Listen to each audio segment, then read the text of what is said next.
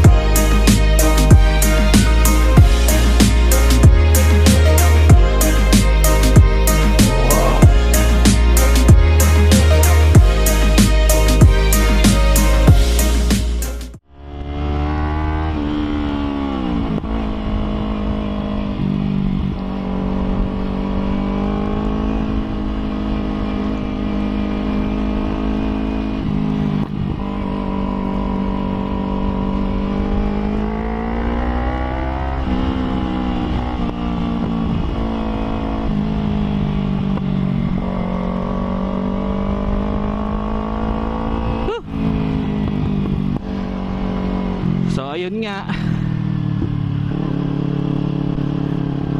ang galing ng Kawasaki. Dati ko pa gusto magkaroon ng ng small cc na mga bike na 4-cylinder. Kasi dati nung mga 90s, alam ko meron yung mga CBR 400, mga 4-cylinder yun So, diba? Inalis nila lahat yun, pero meron silang CBR 500, yung Honda. Tapos 2-cylinder lang.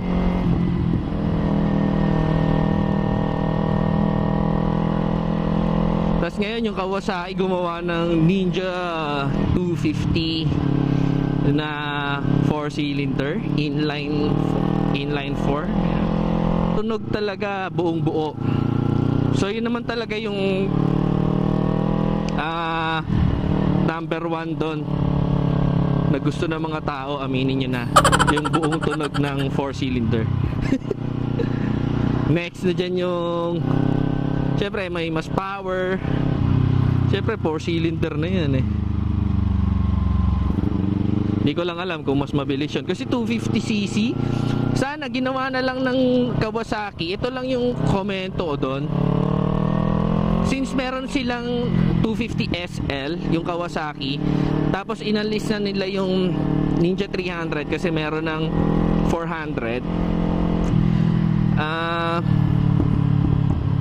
Sana ginawa na lang nilang 4-cylinder yung Ninja 400 nila.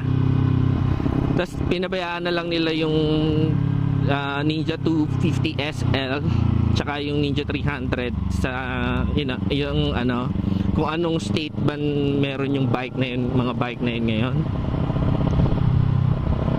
So ako nung nakita ko yung news, syempre na-excite ako kasi Kawasaki, gusto nakakawasaki tayo tataw lang konti ang hangin. Siyempre, alam mo yun, bilib talaga ako sa mga bike ng Kawasaki.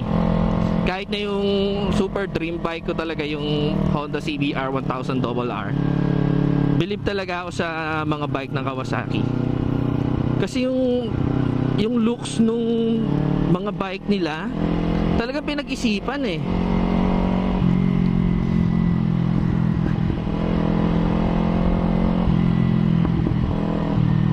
parang premium feel yung mga bike ng Kawasaki, lalo na yung mga high-end, yung Z1000, yung ZX10r.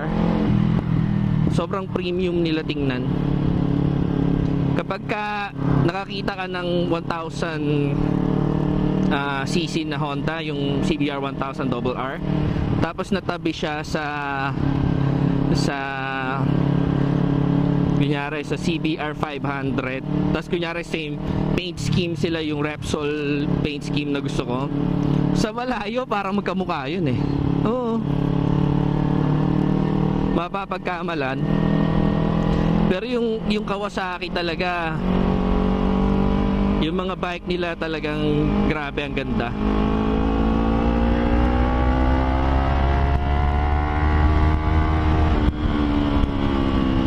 Wow, ang hangin. Nung nakaraan nasira yung audio nung ride ko eh. Kaya napatagal yung upload. Hangin. Papunta lang ako dito sa kabilang hill kasi magbabayad ako ng kuryente. Tapos gagawa ako ng mga konting shot kasi may ginagawa akong video sa Facebook ko lang i-upload.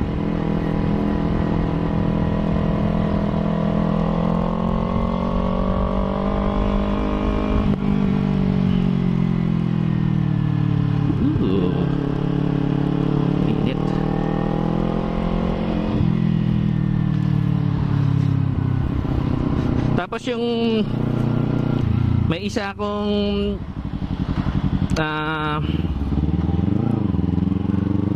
tawag dito na komentan na video, pero matagal na.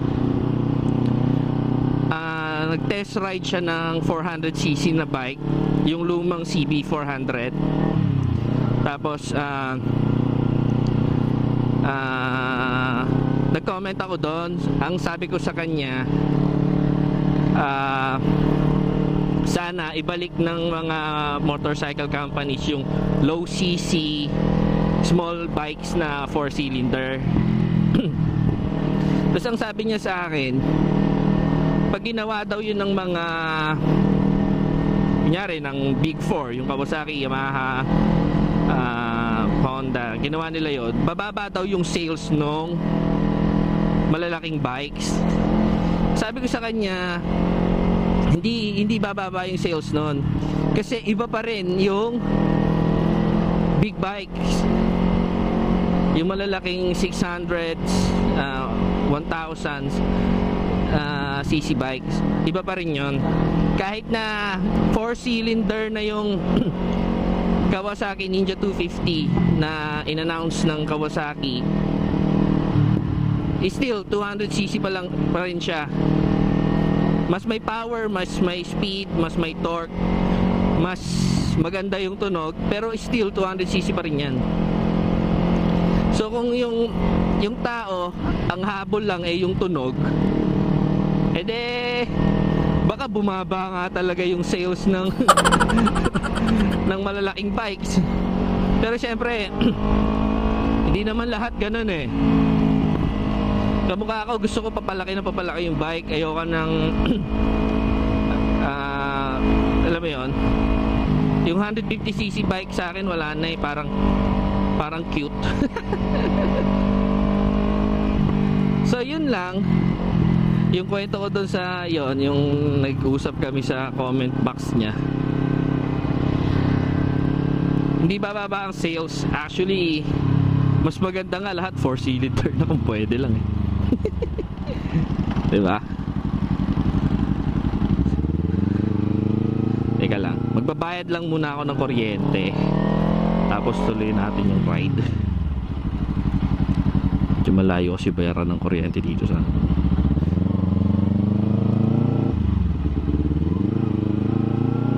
iya.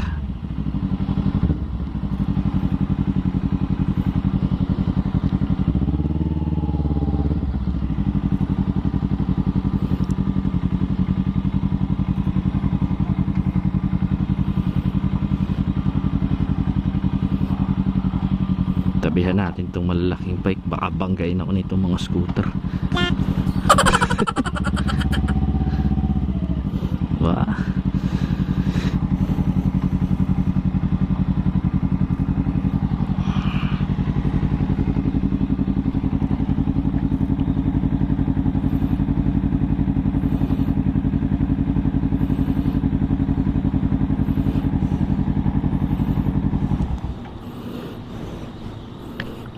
Ito nito. Kaya tingnan ulit natin mamaya yan. Bayad mo na kuryente.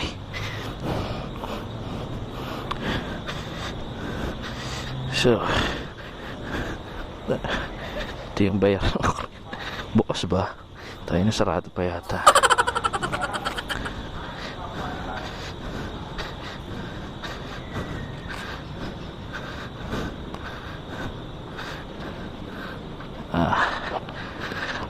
Sige, bayad mo na kuryente, saray tayo ulit. Eventually. So, ayun, kabayad na ako. Yun lang yun. Ay, ang dami motor dito. Grabe motor dito sa amin kasi mura lang. Tingnan ko ulit itong cafe racer dito, ang ganda. Pero wag naman sana nilang isipin na magnanakaw ako. Ito ganda. Pinapanood ko kasi yung build series ni Red Sweet Potato. Tapos ano, nagandahan ako doon sa bike niya. Grabe. Pero hindi kasi ako masyadong fan ng cafe racer, mga scrambler ganito. Parang hindi bagay sa akin. Kasi pang pogi ito eh. Pogi bike. Tain na sana sumara na zipper po na. What? Yun. Sarap boy. So ito, ayos din build niya ito. So ito yung bike natin. Oh yeah. Oh, visit kaya sumara. A few moments later. Ito M/. Nakalimutan ko tawag nito sa atin. Iba din tawag nila dyan. Galing, walang plaka. Ay, visit the gloves to. Yan. Pag umabot ng 1 like tong video ko, 1 like, a-assemble ako ng ano, a-assemble ako ng cafe racer. Yeah, joke lang. Mag-upgrade ako ng 600cc eh. Baka hindi ako mag-upgrade, mag-build niyan. Pero kung makakahiram ako, okay lang. Pero ang hindi kasi talaga siya bagay sa akin. Pang mga gentleman yan eh. Alam mo naman tayo, man na gentle lang. Magkaiba ba yan? Man na gentle sa gentleman. Migil ka nga. Pagsasabi mo. Tira. So, saan na ba ako kanina? Sa 250cc ng Kawasaki. Yun nga, sobrang panalo nun. Tapos naglabas sila ng ano, diba, ng H2 naked version. Tagwapo. Grabe yung ano, innovation ng ginagawa na Kawasaki. Grabe talaga. Yung H2 nila, tapos ngayon may H2 na naked na.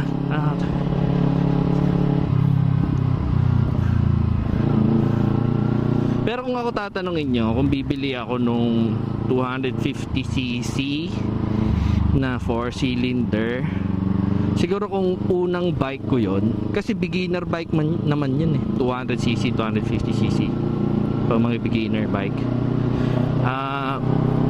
Oo, tangin na, walang duda, bibiling ko na yun. Hindi na ako iisip pa na bumili ng 150cc na single cylinder na nag-iingay lang sa daan. Kaya mga 200cc na single cylinder, doon na ako sa 250cc ng Kawasaki na 4 cylinder.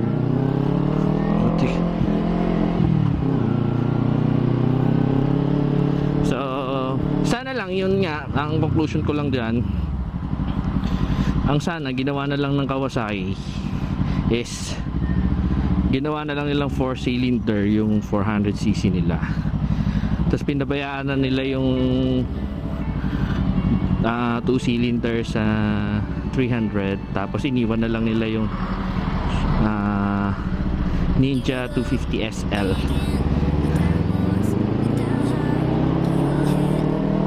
So yun lang ang aking opinion doon.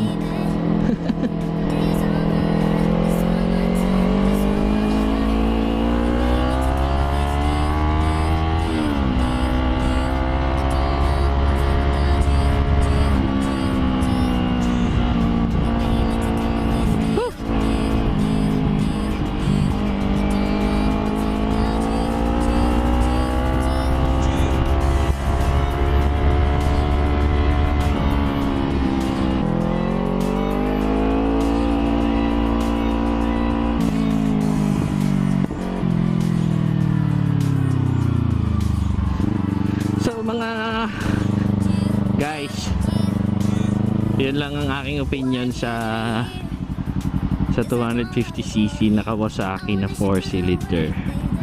Kung bibilihin nyo siya, congrats sa inyo. Kasi maganda yon. So hanggang dito na lang,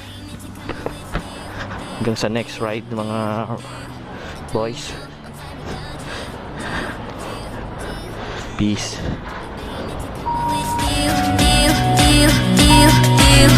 don't know, I'm fine without you.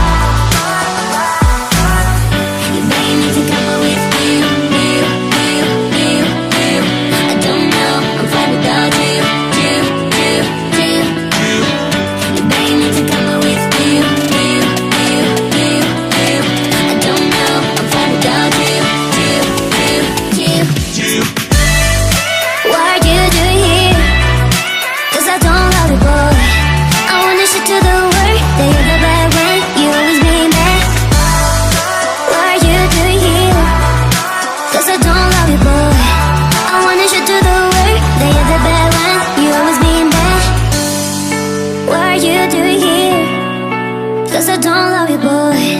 I wanna shoot to the